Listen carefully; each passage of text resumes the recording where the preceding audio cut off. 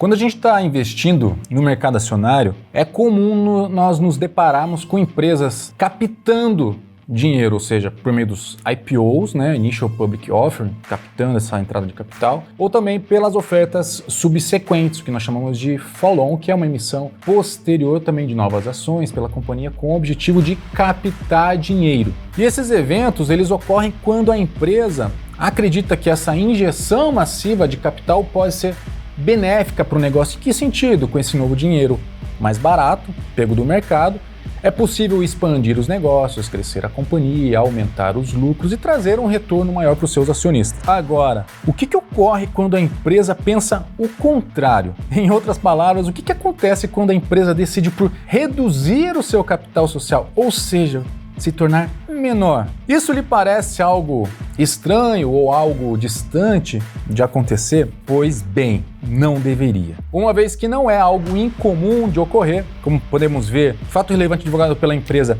BR do código BRPR3 no dia 12 de setembro de 2022 e devidamente anunciado, noticiado pelos sábios. O que a gente tem aqui? Fato relevante, parará. Redução do capital social da companhia aprovada pela Assembleia Geral Extraordinária realizada em 28 de julho de 2022 no valor bruto de 1 bilhão e 125 milhões de reais. E aí o que acontece? Por que a empresa quer ficar menor? Qual é o motivo disso? Qual é o impacto para os seus acionistas? Qual é o impacto para a empresa? Enfim, são questões pouco abordadas em outros canais, é mais um tema que o Sábio está trazendo aqui para você, de extrema importância. Então, se esse tema lhe interessa, confia, vem comigo, fique até o fim porque o vídeo está incrível. Bora lá!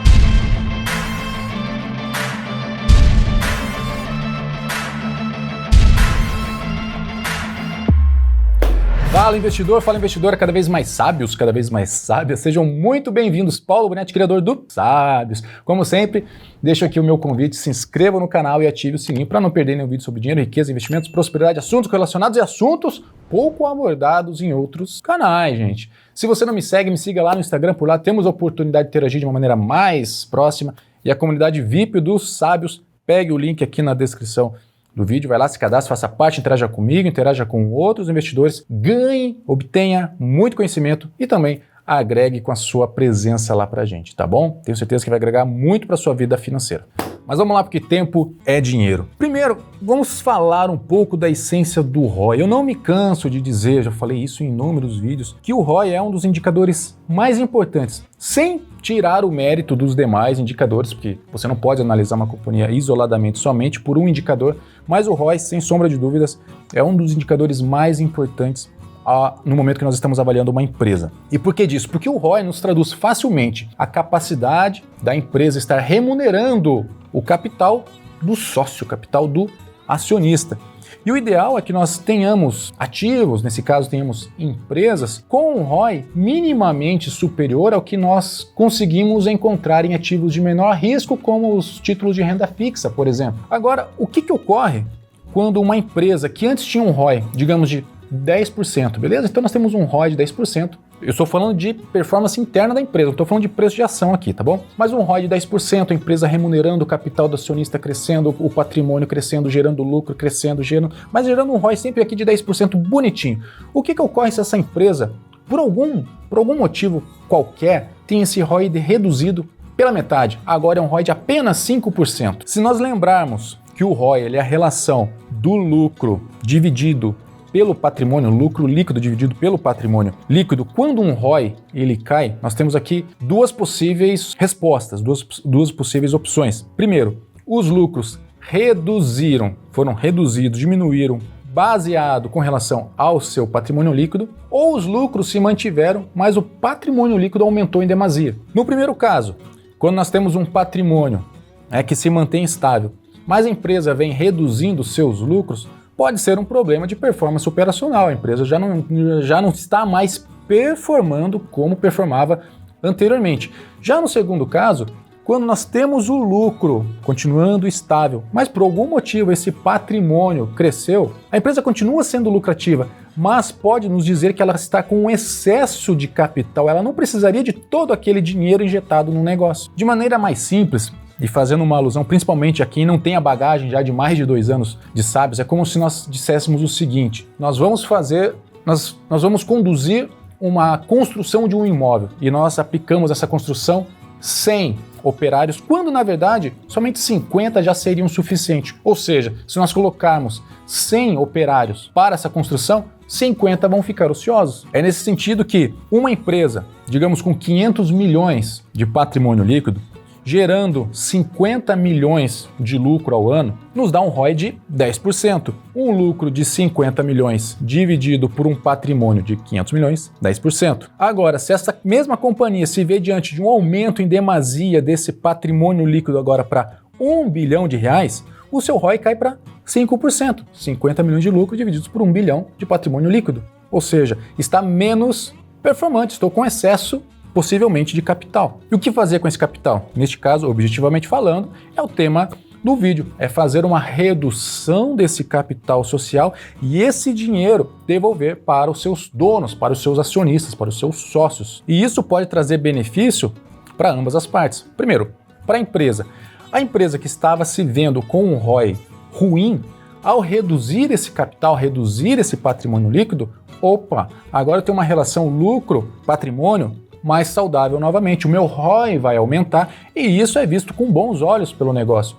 O mercado quer empresas rentáveis, quer empresas lucrativas, quer empresas com ROI elevado. E do outro lado, o acionista que antes estava diante de uma empresa pouco rentável, uma empresa que não estava conseguindo remunerar o seu capital a contento, tendo esse montante devolvido, tem a liberdade de pegar esse capital e destinar para outra empresa, para outros ativos que remunerem melhor aquele dinheiro. Existem também casos de redução de capital quando o problema da empresa é dívida. Isso ocorre quando as receitas da empresa já não são suficientes para arcar com toda a operação, para arcar com os custos, as despesas e pagar as suas dívidas. Neste caso, uma redução de capital pode ocorrer também para liquidar algumas dívidas mais onerosas do negócio e assim dar um respiro e tornar a empresa novamente saudável. Só entenda que, neste caso, como a empresa está liquidando dívida, não haveria essa devolução total ou parcial do capital para os seus acionistas, seria simplesmente um ajuste interno da empresa. E no caso da BR, que nós estávamos citando no Fato Relevante, segundo os sites, eu fui atrás, peguei lá da Exame, a proposta de redução do capital, ele ocorre como consequência de uma venda de mais de 50% dos ativos da empresa, e que isso foi acordado no primeiro semestre de 2022 com os fundos imobiliários da Brookfield, ou seja, a empresa tinha lá uma parte em ativos grande, vendeu parte desses ativos e está recebendo em torno de 6 bilhões, 5,9 bilhões por 12 edifícios. Ou seja, nota-se aqui uma venda de ativos da empresa, um ativo que ficou parado, que aumentou o seu caixa, que a empresa não está conseguindo rentabilizar. E também no site da Exame, nós temos informação da própria empresa que diz o seguinte: não vislumbrando novos investimentos no curto prazo que possam gerar retornos atraentes, a companhia entende que, uma vez concluídas as operações, o capital social da companhia se tornará excessivo, sendo necessário readequar a sua estrutura de capital de modo que o caixa em excesso possa ser melhor rentabilizado por cada um de seus acionistas. Note aqui o que foi explicado preliminarmente. Primeiro, não vislumbrando investimentos que possam gerar retornos atraentes. A empresa está dizendo que, agora nós temos um grande volume de dinheiro parado, nós não temos visão, nós não temos perspectivas de rentabilizar esse capital. Esse dinheiro vai continuar parado. Segundo ponto, o capital social da companhia se tornará excessivo. A empresa já está afirmando, nós estamos com capital em excesso, a gente não vai fazer nada com esse dinheiro. E aí, isso resulta em um terceiro ponto, que será melhor distribuir, por quê?